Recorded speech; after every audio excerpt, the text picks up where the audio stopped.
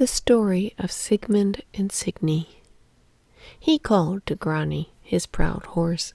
He stood up on a mound in the heath, and he sent forth a great shout. And Grani heard it in the cave where Regin had left him, and he came galloping to Sigurd with flowing mane and eyes flashing fire. He mounted Grani, and he rode to Fafnir's cave. When he went into the place where the dragon was wont to lie, he saw a door of iron before him. With Gram, his mighty sword, he hewed through the iron, and with his strong hands he pulled the door back. Then before him he saw the treasure the dragon guarded, masses of gold and heaps of shining jewels. But as he looked on the hoard, Sigurd felt some shadow of evil that lay over it all. This was the hoard that in the far-off days the river maidens watched over as it lay deep under the flowing water. Then Andvari the dwarf forced the river maidens to give it to him, and Loki had taken it from Andvari, letting loose as he did Golvig, the witch who had such evil power over the gods.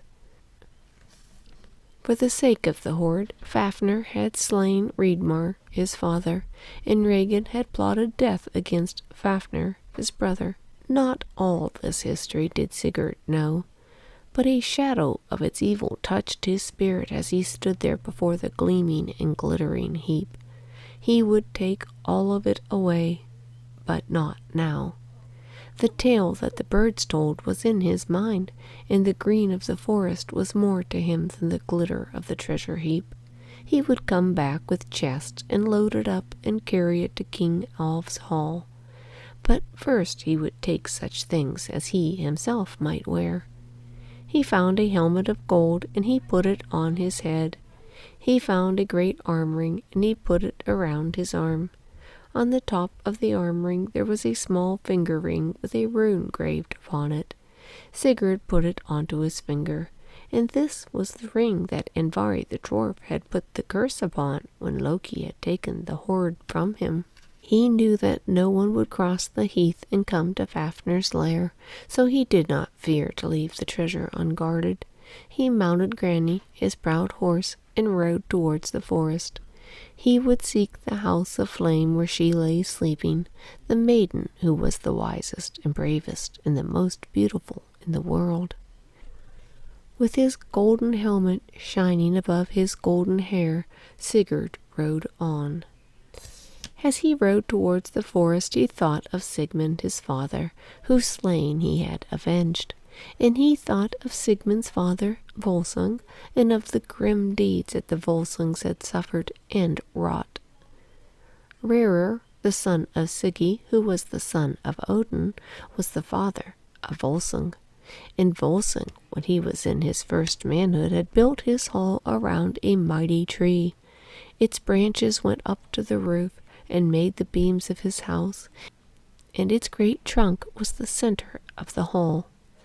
The Branstock, the tree was called, and Volsung's hall was named the Hall of the Branstock.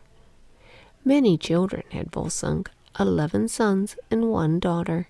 Strong were all his sons and good fighters, and Volsung of the Hall of Branstock was a mighty chief.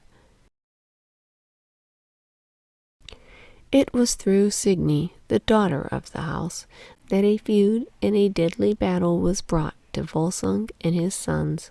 She was a wise and a fair maiden, and her fame went through all the lands.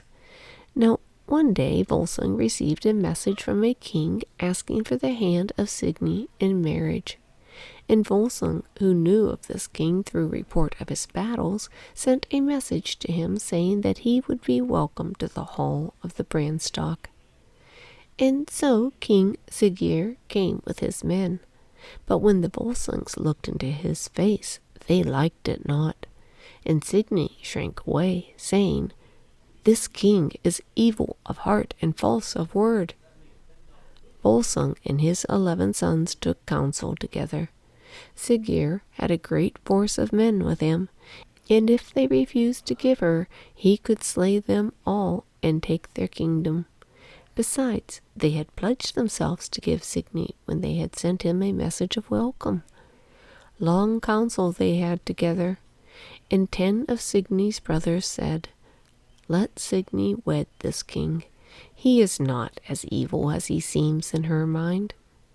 10 brothers said it, but one spoke out, saying, "We will not give our sister to this evil king. Rather let us all go down fighting with the hall of Branstock flaming above our heads." It was Sigmund, the youngest of the Volsungs, who said this. But Signy's father said, "We know not of evil of King Sigurd. Also our word is given to him. Let him feast with us this night in the hall of Branstock, and let Signy go from us with him as his wife." Then they looked to her, and they saw Signy's face, and it was white and stern. "Let it be as ye have said, my father and my brothers," she said. "I will wed King Sigurd, and I will go with him overseas." So she said aloud, but Sigmund heard her say to herself, "It is woe for the Volsungs." A feast was made, and King Sigurd and his men came to the hall of Branstock. Fires were lighted and tables were spread, and great horns of mead went around the guest. In the middle of the feasting a stranger entered the hall. He was taller than the tallest there, and his bearing made all do him reverence. One offered him a horn of mead, and he drank it. Then, from under the blue cloak that he wore, he drew a sword that made the brightness of the hall more bright. He went to the tree that the hall was built around, to the Branstock, and he thrust the sword into it. All the company were hushed. Then they heard the voice of the stranger, a voice that was like the trumpet's call. "The sword is for the hand that can draw it out of the Branstock." Then he went out of the hall. All looked to where the sword was placed, and saw a handbreadth of wonderful brightness. This one and that one would have laid hands on the hilt, only Volsung's voice bade them stand still. "It is meet," he said, "that our guest and our son-in-law, King Sigurd, should be the first to put hands on its hilt and try to draw the sword of the stranger out of the Branstock." King Sigurd went to the tree and laid his hands upon the broad hilt. He strove hard to draw out the sword, but all his might could not move it.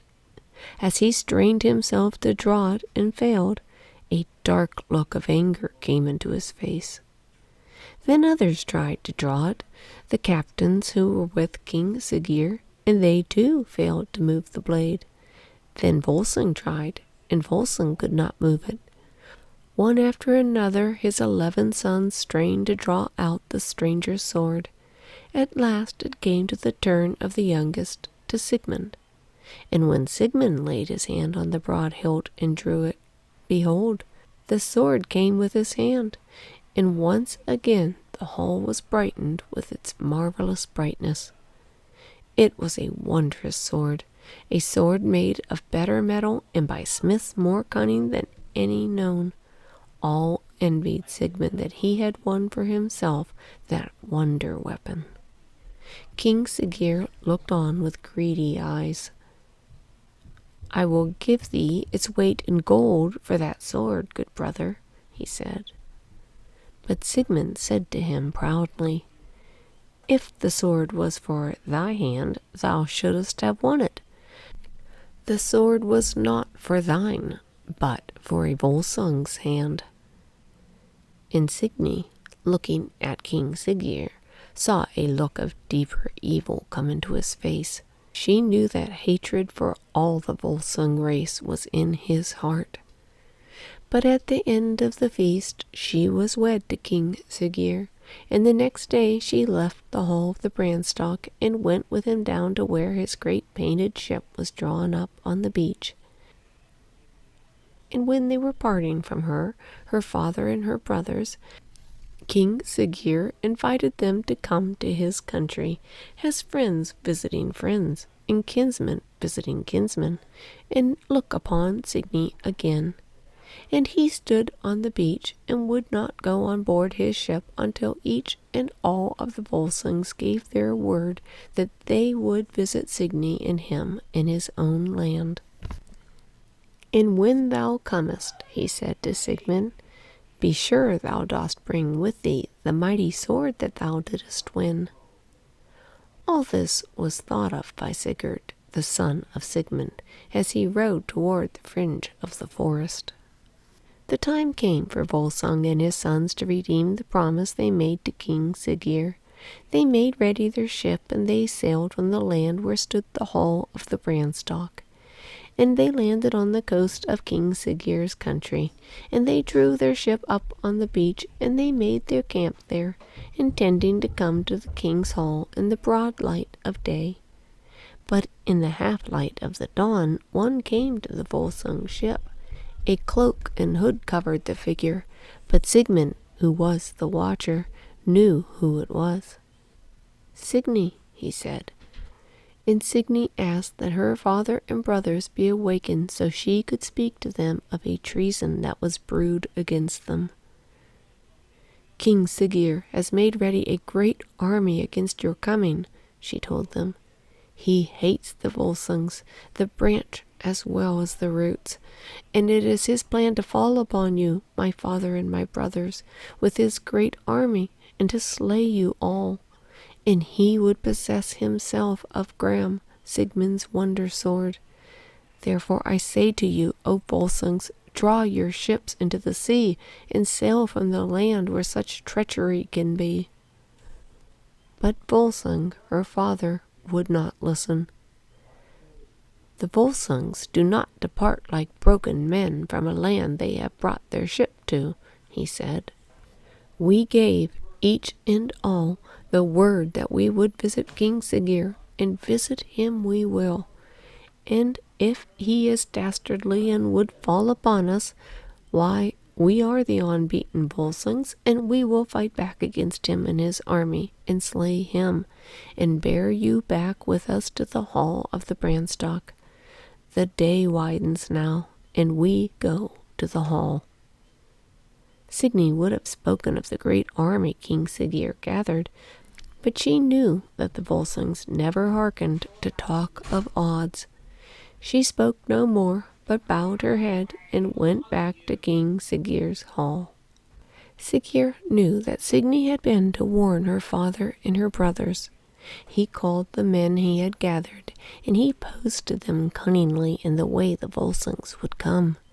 Then he sent one to the ship with a message of welcome. As they left the ship, Kitty, do you want to read about the Volsungs? Come up here, Kitty. Come here. Do you want to hear about the saga of the Volsungs? Does Ethan want to hear about the Volsungs? You can pay attention, Kitty. This is getting interesting now. Yeah, Kitty wants to hear the story. As they left their ship, the army of King Siggeir fell on the Volsungs and their followers. Very fierce was the battle that was waged on the beach, and many a one of King Siggeir's fierce fighters went down before the fearless ones that made Volsung's company. But at last Volsung himself was slain, and his 11 sons were taken captive. And Gram, his mighty sword, was taken out of Sigmund's hands. They were brought before King Siggeir in his hall, the 11 Volsung princes. Siggeir laughed to see them before him. Ye are not in the hall of Branstock now, to dishonor me with black looks and scornful words, he said. And a harder task will be given you than that of drawing a sword out of a tree trunk. Before the setting of the sun, I will see you hewn to pieces with that very sword. Then Signy, who was there, stood up with her white face and her wide eyes, and she said, I pray not for longer life for my brothers, for well I know that my prayers would avail them not. But dost thou not heed the proverb, Siggeir, sweet to the eye as long as the eye can see? And Siggeir laughed his evil laugh when he heard her. "Ay, my queen," he said, "sweet to the eye, as long as the eye may see their torments. They shall not die at once, nor all together. I will let them see each other die." So Sigurd gave a new order to his dastardly troops. The order was that the 11 brothers should be taken into the depths of the forest and chained to great beams and left there. This was done with the 11 sons of Volsung.